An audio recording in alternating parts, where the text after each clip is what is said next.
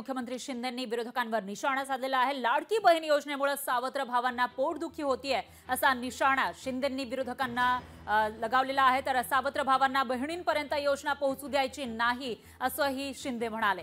योजना विरोधकांच्या पचनी पडलेली नाही असंही शिंदेंनी म्हटलेलं आहे। तर लाडकी बहीण योजनेसाठी पैसा कुठून आणणार असा सवाल विरोधकांकडून विचारला जातोय आणि त्याच पार्श्वभूमीवर मुख्यमंत्री शिंदेंनी विरोधकांवर निशाणा साधला आहे।